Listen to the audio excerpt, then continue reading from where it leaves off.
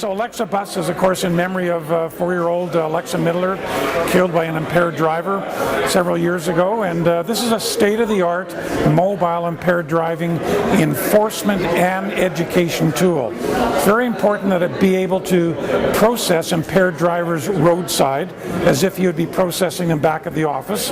Alexa bus is going to be able to do that. It's also very important to be able to go into communities all over the province and be an education tool so that we can speak to high school students, we can speak to those people that perhaps are going to be potential impaired drivers to say, please don't drive while you're impaired by either drugs or alcohol because you're going to be caught. Some time ago, the police had requested that we look at the Mobile Impaired Driving Unit down in Washington State, and it was felt that this would be a really great tool for British Columbia, and we wanted to start with one in the Lower Mainland. And what it is basically is a roadside lab. So if you're doing an event or if you have a counterattack program, rather than taking individuals who blow a fail back to the station or detachment, you can actually process them roadside. That is, it just is so much more efficient, and it's using the officer's time in a more prudent manner. So you can process an impaired driver in 20 minutes as opposed to 6 hours. Australia has 20, Washington State has one, Alberta has one, Toronto has one, and it's time for our province to have one as well. So the money is there, the procurement is in, and it should be on the road in a year. Well, this is the Mobile Impaired Driving Unit for the Washington State Patrol in the state of Washington.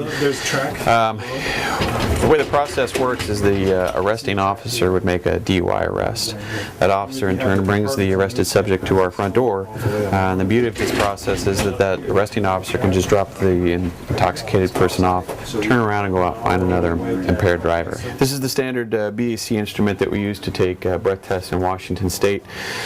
Normally, this machine would be powered on. We'd have a glass jar, or what's known as an external standard. That's an alcohol and water solution that would be connected to this. It's a known alcohol solution that compares the subject sample with the internal sample. So in a real world scenario, we'd have that operating. The system would be have power to it, and we just enter some preliminary data on the person being arrested: name, gender, age. After the breath testing process takes place, which is generally about 20 to 25 minutes, we take the individual and we place them back here in our holding cell. It's a temporary holding cell. Obviously, we only get one person in there at a time, but it's enough time for us to ride transportation, whether it be a taxi, a family member, or a transport officer to take them to jail. We have 3 report writing stations here on the left rear. These stations are for the processors and for the arresting officer. If he or she chooses to write a report right after they drop their subject off, they have the convenience to do so. We also have fingerprint capabilities, so anyone coming in here, we can take their fingerprints electronically. We'd enter their name and all the information into the laptop, and it's just a matter of, as opposed to the old fingerprint or the ink way where you'd have to roll their fingers with ink, we just have to make sure their hands are fairly clean, and then we just roll them on there, and the instrument basically tells us we're doing it correctly. We have a dispatch center here for the larger events. We can staff this area with 2 dispatchers at one time.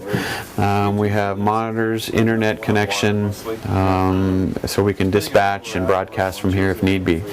These items over here that you're looking at now are associated with our aircraft. So when our aircraft is up above, they're equipped with a camera and also forward-looking infrared. What generally happens is a cell caller will call in a possible intoxicated driver on the freeway or the roadway. If our aircraft is out, the aircraft can get above the general location, spot the vehicle, turn on their camera, and we get a live feed. We can see what the pilot sees, and then we can actually record the driving of the impaired person and preserve it for evidence to be used against them in court later on. All in all, it speeds up the whole DUI process. So rather than generally, a police officer can take up to half their shift stopping, arresting, processing an intoxicated driver. With this system, that officer, instead of just making one arrest a shift, can make 2 or 3 arrests.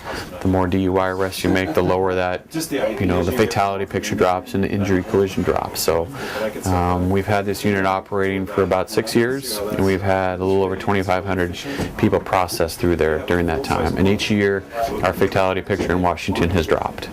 Not just because of this mobile impaired driving unit, but other programs that we've implemented, but we certainly like to think this has been a huge contributor towards that.